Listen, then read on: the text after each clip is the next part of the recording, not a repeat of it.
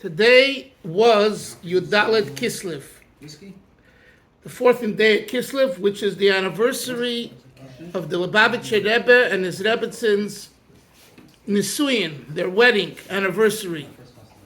How many years ago? What's your Bucher's name? What's the boy's name?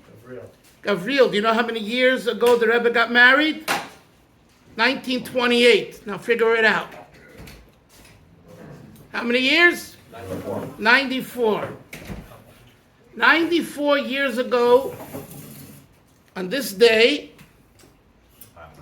in Warsaw, Poland, in Varsha, the Rebbe married. I want to tell you a little bit the history,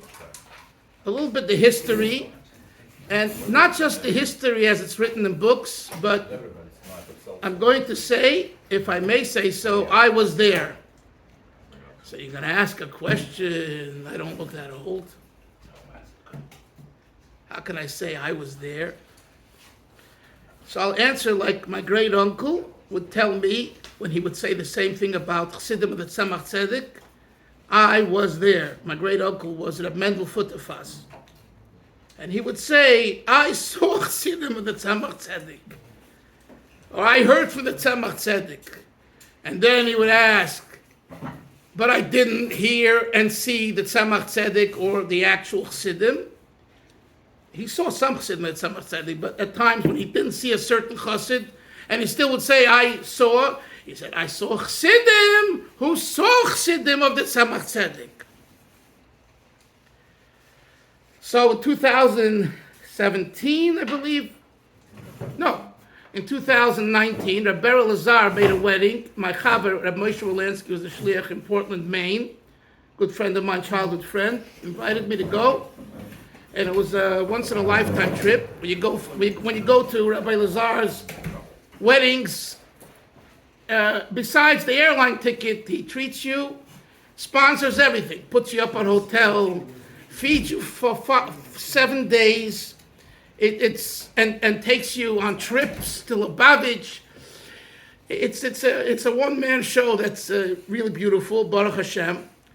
So before I went to Russia, to Moscow for the wedding, I went to Poland. Because my mother, Oleh Sholem, and my grandmother and that side of the family are Polish, from Poland. From Varsha, I was talking to Reb Moshe here, so also from Varsha.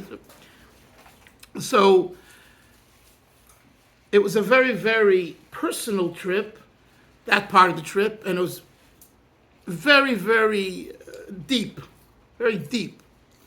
In general, when you want to experience something and internalize it, you need to change your way of thinking. In other words, you could live in Brooklyn or in Florida or here, there, and when you go to a place which is like, they decimated, 80-90% of Varsha was bombarded to the ground. Everything is new. There's so little left over from before the war. And I found some things, but very little. Nevertheless, I had to reprogram my head when I went in there in two ways. In one way, not to become depressed. Because as soon as you start thinking, my grandfather, who I'm named after, was murdered, shot by the Nazis, and millions of others, you could just, if you're a human being, and we are human beings, and you have any feelings, you'll melt, you'll collapse, or you run away. Like when I was once in Spain, I went to see some of the old Jewish places, and there were churches all over, large churches, monasteries. I just couldn't take it. I just ran out of there as fast as I can, especially when to see, and I just, growing up a certain way, it just rubbed me the wrong way, and knowing that Jewish blood was spilled all over Spanish Inquisition time, right there in Spain. You're standing on, and I remember I davened outside, and I said, Hashem, I'm davening on Yiddish blood. I'm standing on the earth here. So it's a very emotional experience. So how do you deal with it? How do you deal when you're confronted with pain? Because our ancestors, our parents, grandparents, friends, and family, that's who we are. We try sometimes to hide that, to avoid it, and even to rebel against it. I'm not going to go into this whole thing that happened in 2001 in Crown Heights with the call of the shofar, the Katz. I have a lot to say about that. I was involved in a certain way. And so, talking against your parents, sitting with your feet crossed Shabbos morning in a mansion in New Jersey and bad-mouthing your parents is, at that time, people thought, Lubavitchers, Chabadniks, Mashpiyim, Rosh Hashiva, thought that this is the way that's going to solve the crisis of mental health. Talk against your father. Talk it out. Let 50 people hear what you have against your father. Why would you say that? Why would you say that? I'm not saying, I'm telling you what was going on. Yeah, what would they have against fathers? Okay, listen. Their fathers. We got to keep to the Farbrengen here, or else we can get into a... Farbrengen, yeah. Why were they Did they beat him? Did they disrespect some him? beat him, some screamed in that, whatever. It's an issue. There's issues. What you're an older person, I definitely know. I'm asking. I'm telling you that, especially in our generation, people have issues with their fathers in particular. Men, boys. And they created this self-improvement type of a program where they're going to allow people to talk it out and get kind of therapy and work out the issues. I don't want to go into it. Beautiful. I'm saying let's stick to the topic. Yeah, no, it's all right. It's fine. It's a Farbrengen, you can interrupt. It's all right. But I'm just saying. So pain you need to learn how to deal with pain, and it's an ongoing thing. How do you deal with pain? And we all have pain. If we don't have pain, we're not human. We have to have pain. So when I went to Warsaw and to Spain, but there's a lot of pain. I've been pain. Spain was just the Yiddish people, our people, Spanish Inquisition, right? But Warsaw was personal. My family, my mother, my grandfather, my biological grandfather, my mother's father was murdered by the Nazis, and I'm named after him. So how am I going to go in there? And I remember my grandparents, the survivors, always saying to me, I would never step foot. The Polish Yidden would always say that. I don't know how it's by the Russians, but the Polish Yidden would say, you give me $1 million. I remember hearing this in my house growing up. Gis ma $1 million gehe ich dort nicht. That's the accent of the Polish Yiddish. If you give me $1 million, I'm not going back into Poland. Have a Mercedes, a German product? Oi! Outrageous. It's a slap in the face to God. I mean, this is what I grew up with. Okay? I'm a second generation survivor. You can joke, about all these terms, but the fact is that when you grow up in a house, the culture of the house, the parents impacts you, whether you like it or not. It makes a big impact on you. So when I went to Poland, to Warsaw, I had to shut down. Because I knew if I didn't shut down, especially me, I have an emotional side, strong emotional side, that I wouldn't be able to last. So I shut off, and I was able to actually have a very good experience. The second thing I did there was I visited the places where the Rebbe got married and had a Suda, and that's how it's relevant to tonight. I actually was at the courtyard in which the Rebbe got married.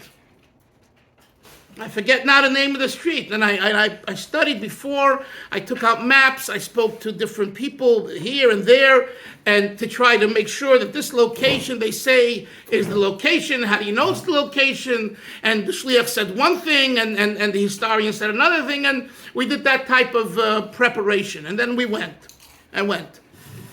And then from there, from the courtyard, there was also a difference. Was it on this lane, this house, whatever. And then we went to the place where the Rebbe had the Suda. The meal of the wedding, the Yudalat Kislev, wasn't at the place of the chuppah. The chuppah was in the yeshiva. The yeshiva, the Toimchet Tmimim yeshiva, Lubavitch yeshiva of Otvodsk, was where the Rebbe had his chuppah. Now, why did the Rebbe go there? Where was he living? Where was the Frierdiker Rebbe living at the time? 1929. I'm sorry, in Warsaw. I moved to Otvodsk in 1935. I'm sorry, right. So where was the Frierdiker Rebbe living? Where was he living? Frierdiker Rebbe was living in Riga. Right? He had to leave Russia.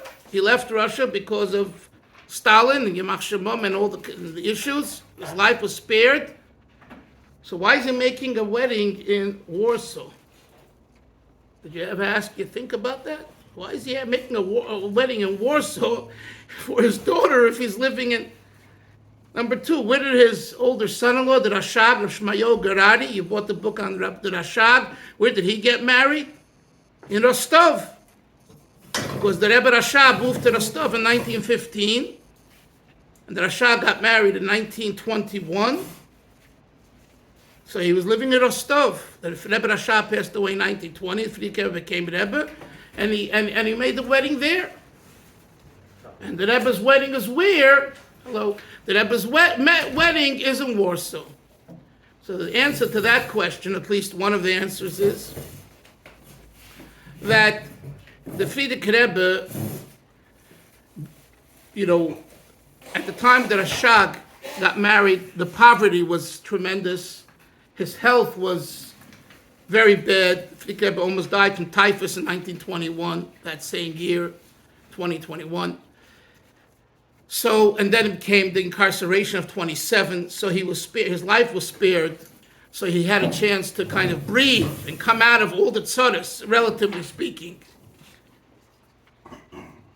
Then he wanted to make a wedding that's l'shem u'l'seferes, that's beautiful, where rabbonim, rabbis, and tzaddikim, rebbes, will come.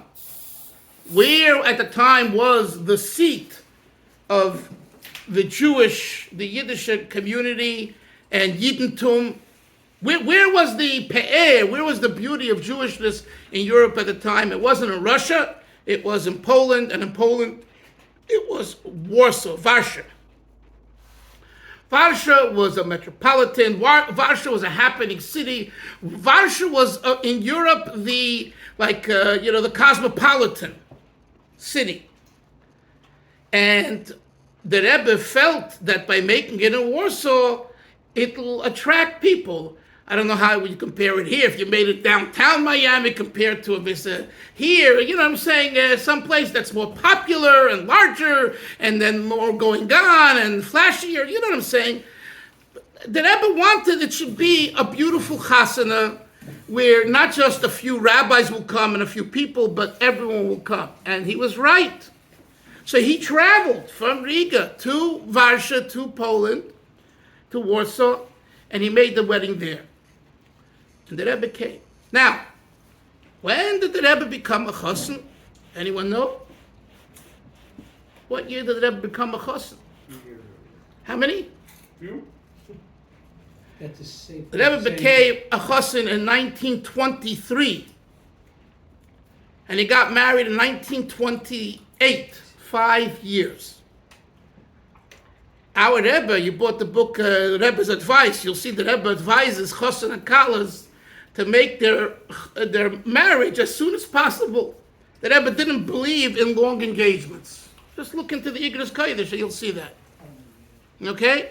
For whatever reason, whatever. And here, the Lubavitcher Rebbe, such a tzaddik, such a person, the Frierdiker Rebbe, Rebbe Levi Yitzchak Schneerson, the Rebbe's father, a 5-year engagement. Well, there was, of course, the situation on the ground. The situation on the ground was that Stalin was shutting down everything. So it was impossible to have a normal wedding, or very difficult. So until 1927, there was nothing to talk about. And then his life was spared. So Taka, the following year, till things worked itself out, that's when he got married in 1928. It's not like some scoffers want to say, oh, look at this, he had a 5-year, he was really partying for 5 years. Could you imagine? He's schlepping this out. Now, that's the way it looks on the outside, but it's not the facts on the ground. The facts on the ground is you had a stallion, you had everything going on that you couldn't move. You had to stay put, or those that were in the underground. It was just not a situation which lent itself to normalcy and to having a proper wedding.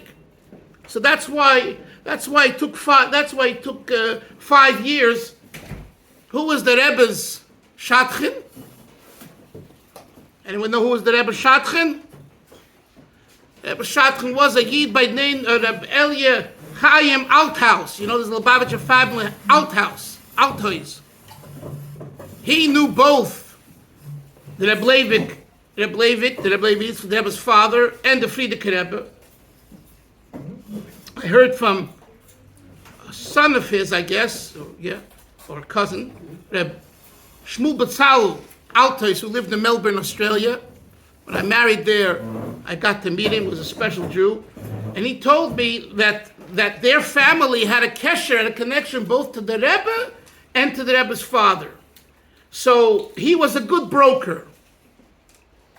And he came, they say, I still haven't found proof, and I don't think we'll ever find proof, but that the Frierdiker Rebbe said that they'd like the son of Rebbe Leivik Schneerson to be the chassan for their daughter, Rebbe Chaim Mushka, the middle daughter, and go there and see what you can accomplish. Now, to understand this, you need to know who Rebbe Leivik and his wife were, who the Frierdiker Rebbe and his wife were. Even though they were both cousins, they were Schneersons, right? In the Schneerson family, one of my books that I wrote just recently, Schneerson family, there's all kinds of Schneersons.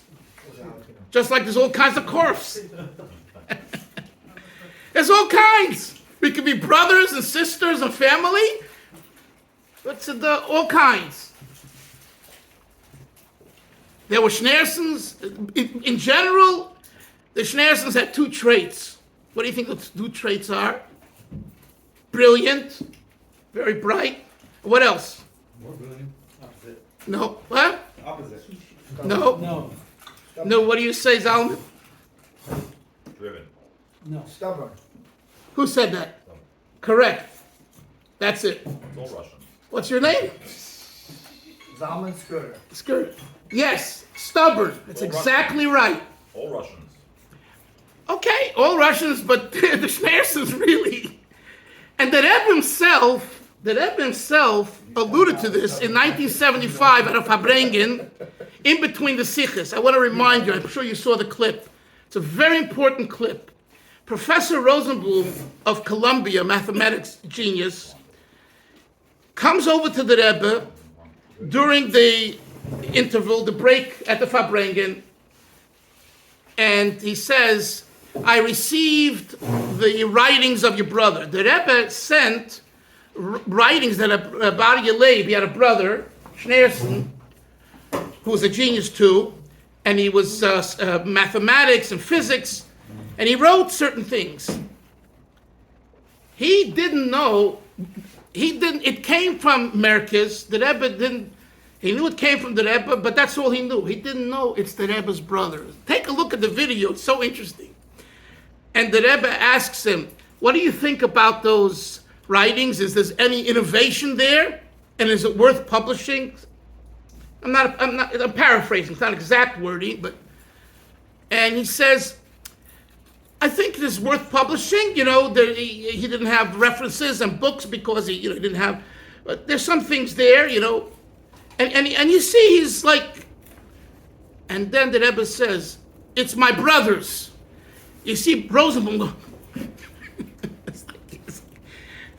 you see it on the video, it's like, oh, wow. He would never say it's not worth publishing. He didn't say it's not worth publishing, but, you know what I'm saying? Maybe it's not that great, and maybe we have to fill in a little bit, That's one very interesting thing. Then, the Rebbe says to him, this is so important. The Rebbe says to him, my brother, again, I don't remember the exact wording. The exact wording is relevant, but I don't remember it now. But the Rebbe says, pretty much, my brother was like a self-thinker, an independent thinker. And he wrote his conclusions. And only afterwards did he go and check and look if is there a book that says it already, someone before already said his own innovation. And what I picked up, one of the things is that this kind of holy stubbornness is part of, it's a family trait. And let's just for a moment think about all the different things that Rebbe did throughout his lifetime. It took a lot of stubbornness. You can't imagine, you could imagine, because you know that there was opposition in many things. And the Rebbe didn't give up. And he said, weiter, go further. So it took a holy stubbornness to make Lubavitch the way Lubavitch is, which way Chabad is today. But nevertheless, in the family, you have all kinds. So the Frierdiker Rebbe, when he says to Rebbe Chaim Altois to go to Yaktrinislav and to go to meet the Rebbe Leivik and his wife and all that,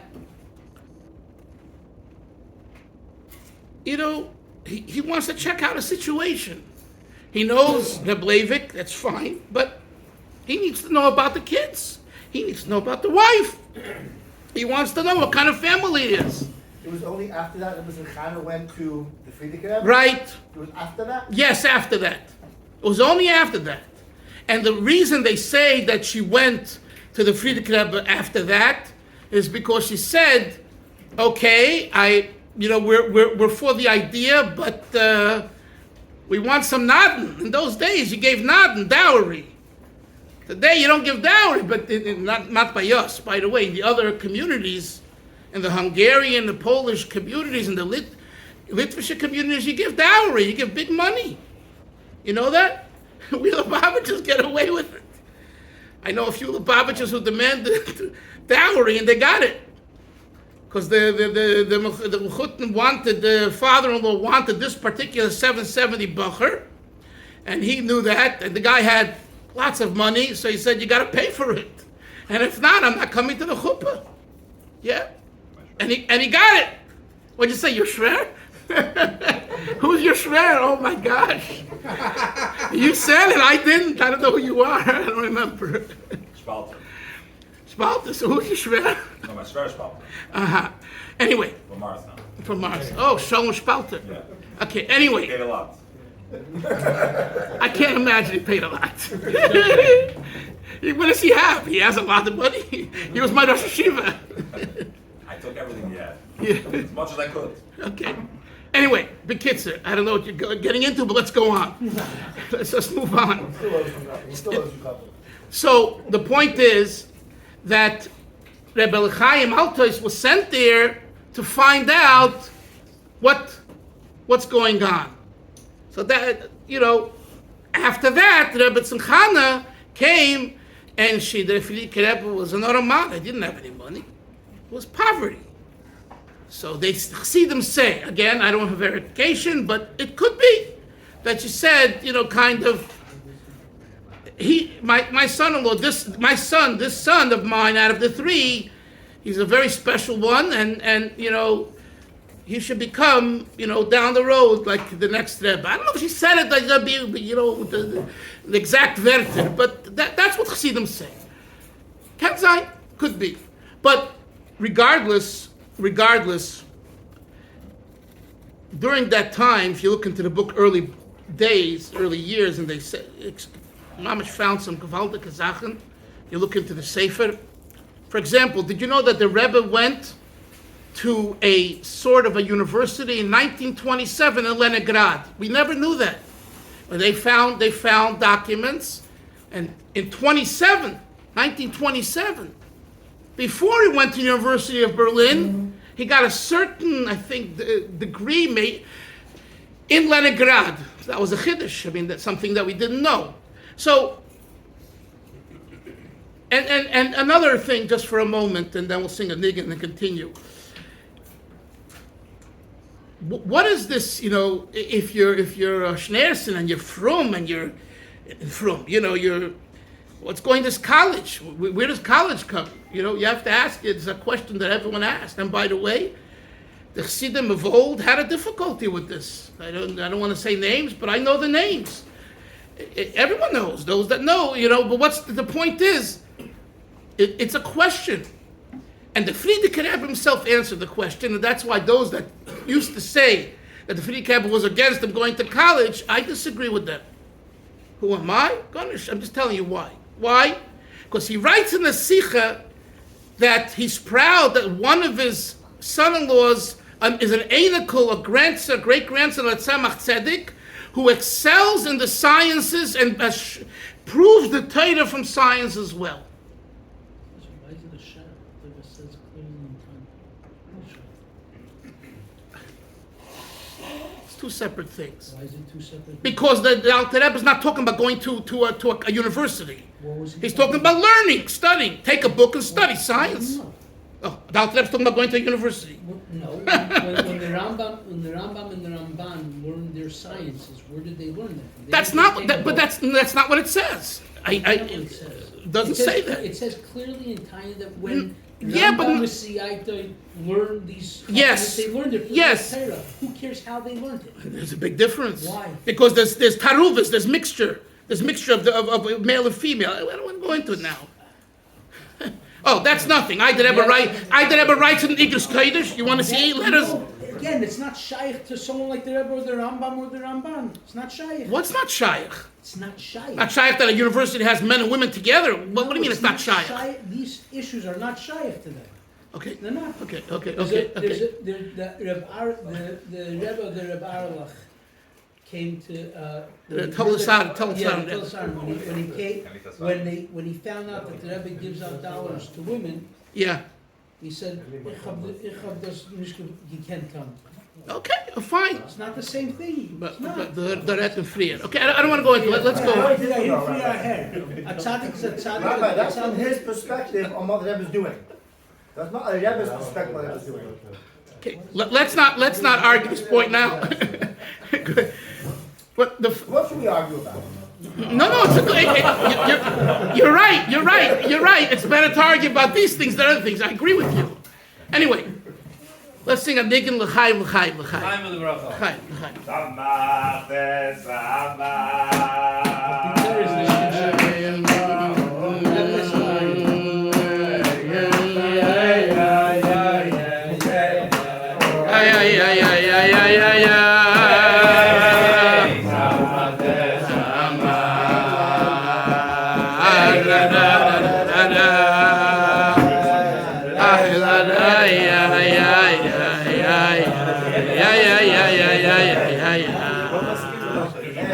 La